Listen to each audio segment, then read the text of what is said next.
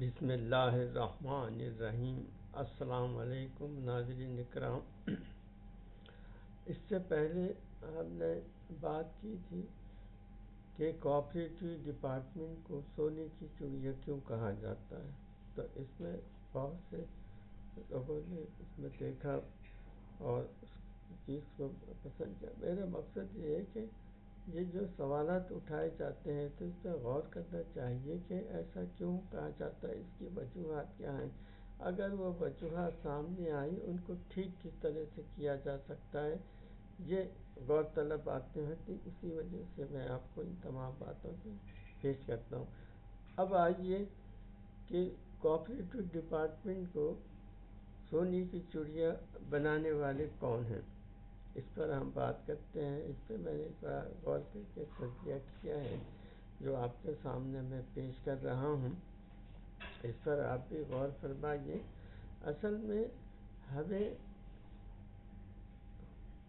اللہ اور اللہ کے رسول کے احکامات پہ عمل اگر ہم کریں گے تو ہم خوشحال بھی رہیں گے اور زندگی بھی بہت اچھی طرح گزر جائے گی۔ ایک سوال ہے کہ کوآپریٹو ہاؤسنگ سوسائٹیوں میں دھوکہ دہی، فراڈ، پلاٹوں کی ڈبل الاٹمنٹ اور گبن رقم کا غلط استعمال، ان سب باتوں کا ذمہ دار کون ہے؟ انتظامیہ کمیٹی، حکومت یا ممبران سوسائٹی؟ اب تینوں میں کون ہے؟ اب آپ اس کا خود سے اندازہ لگا لیجیے۔ کوآپریٹو ہاؤسنگ سوسائٹیوں میں دھوکہ دہی، فراڈ اور پلاٹوں کی الاٹمنٹ اور گبن جیسی بدعنوانیوں کے ذمہ دار مختلف عناصر ہو سکتے ہیں، تو ایک نہیں ہوتا، یہ مختلف ہوتے ہیں۔ ان سب میں عموماً انتظامیہ کمیٹی، حکومت اور سوسائٹی کے ممبران کے کردار کو جانچنے کی ضرورت ہوتی ہے۔ ذیل میں ان تینوں ذمہ داروں کی وضاحت کرنے کی کوشش کی ہے۔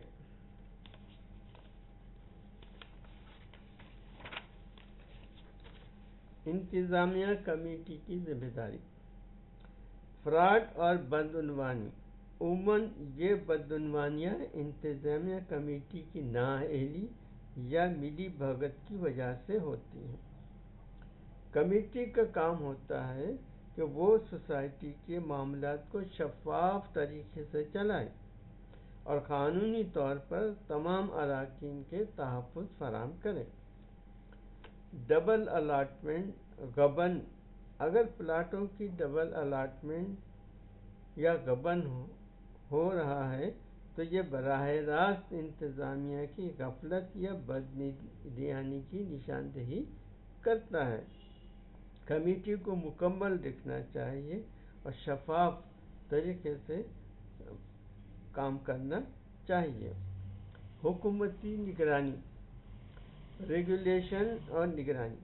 حکومت اور متعلقہ کوآپریٹو سوسائٹی کے ریگولیٹری ادارے جیسے کہ کوآپریٹو ڈپارٹمنٹ اس بات کی ذمہ داری دی جاتی ہے کہ وہ سوسائٹیوں کی نگرانی کرے اور ان کے معاملات میں شفافیت کو یقینی بنائے۔ اگر حکومت ان سوسائٹیوں پر مناسب طریقے سے نظر نہیں رکھتی تو یہ بدعنوانی کا امکان بڑھ جاتا ہے۔ قانونی کارروائی، اگر بدعنوانی کی نشاندہی ہوتی ہے تو حکومت کی ذمہ داری ہو جاتی ہے کہ وہ قانونی کارروائی کرے اور مجرموں کو سزا دے۔ لیکن دیکھنے میں یہ آیا ہے کہ ڈپارٹمنٹ میں تو جزا کی تو باتیں ہوتی رہتی ہیں اور کام بھی ہوتے ہیں، لیکن سزا کا جو ہے تصور بہت کم نظر آتا ہے۔ ممبران کی ذمہ داری، بیداری اور شرکت، سوسائٹی کے ممبران کو اپنی سوسائٹی کے معاملات میں شریک ہونا چاہیے لازمی طور پر۔ اگر ممبران ان اپنی ذمہ داریوں کو نہیں سمجھتے یا غیر فعال رہتے ہیں تو انتظامیہ کمیٹی کے لیے یہ بدعنوانی کا راستہ کھل جاتا ہے۔ اجلاسوں میں شرکت، ممبران کو سوسائٹی کے سالانہ اجلاسوں میں شرکت کرنی چاہیے، سوالات اٹھانے چاہیے کہ وہ جان سکیں کہ سوسائٹی کے مالی اور انتظامات کیسے چلائے جا رہے ہیں۔ یہ بنیادی باتیں ہیں، اور سب سے بڑی ذمہ داری میں شروع سے میں کہتا آتا رہا ہوں، اپنے میگزین تعاون میگزین جو سندھ پروونشل کوآپریٹو یونین کی جانب سے شائع ہوتا تھا، اس میں بھی میں نے ان باتوں کی نشاندہی کی ہے کہ سب سے زیادہ ذمہ دار جو ہیں وہ ممبران ہیں، کہ نہ تو وہ اجلاسوں میں شرکت کرتے ہیں، نہ وہ سوسائٹی کے معاملوں کو دیکھتے ہیں، ممبر بن جاتے ہیں، پلاٹ کے لیے پیسے دیتے ہیں، لیکن یہ نہیں پوچھتے کہ پلاٹ ہے بھی یا نہیں، نقشے میں دیکھ لیا ہے لیکن جا کے زمین پہ دیکھتے نہیں کہ پلاٹ ہے یا نہیں ہے، اس کے لیے معلومات نہیں کرتے۔ تو یہ تو ممبران کے لیے ہے۔ اس کے بعد میں 2017 سے میں پنجاب سے ایک رسالہ نکلتا ہے امداد باہمی، جو بہت کافی عرصے سے نکلتا ہے، اس میں بھی میں نے مضامین کے لکھے ہیں، اور میرا مقصد بنیادی یہی ہے ان منطقے کے لوگ اس پہ توجہ دیں اور اپنی جائیداد کو نقصان سے بچائیں اور خوشحال زندگی۔ امداد باہمی کا مطلب ہے کہ ایک دوسرے کی مدد کریں مالی طور پر۔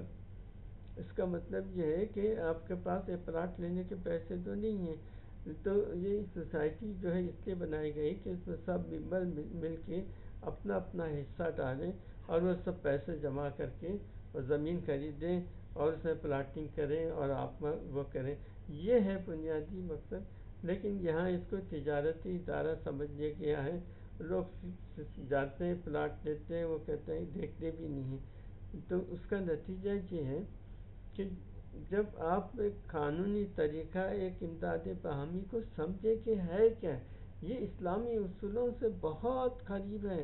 حالانکہ یہ امداد باہمی کی ابتدا کرنے والے جو لاہے ہیں، ان پڑھ لوگ ہیں، انہوں نے اتنا بڑا ساری دنیا میں آج کروڑوں لوگ اس کے ممبر ہیں اور فائدہ اٹھا رہے ہیں۔ اس میں تقریباً بہت ساری سوسائٹی ہیں، اس میں بنتی ہیں، ہاؤسنگ ہے، کریڈٹ ہے، ملٹی پرپز ہے، ایگریکلچر ہے، ڈاکٹرز کی ہے، بہت سارے، تو ہر ایک لوگ اس سے فائدہ حاصل ہے، بینکنگ ہے، فائدہ اٹھا رہے ہیں۔ لیکن ہم سندھ میں جو ہے یہ سب کچھ چیزیں تھیں، بینکنگ بھی تھی، ایگریکلچر بھی بہت سا تھا، فارمنگ سوسائٹی تھی بہت اچھی چل رہی تھی، ہاؤسنگ سوسائٹی جو مختصر تھی اس زمانے میں بنائی گئی تھی وہ بھی بہت فعال ہے، اور وہ اسی سے کراچی آباد ہے۔ اب بعد میں جب بننے والی ہے تو پھر وہ اس کے جو بھی مسائل ہیں وہ اپنی جگہ الگ ہیں۔ بہرحال اس پہ آپ غور کیجئے، اگر کوئی غلط بات کی ہو میں نے یا مجھ سے کوئی غلطی ہو گئی تو آپ اس کی اصلاح کریں، مجھے بتائیں۔ میری ویڈیوز کو لائک کریں، میری ویڈیو کو سبسکرائب کریں، تاکہ یہ زیادہ سے زیادہ لوگ پڑھیں اور سمجھیں اور جو ہے اپنا اس سے فائدہ اٹھائیں۔ السلام علیکم رحمۃ اللہ وبرکاتہ۔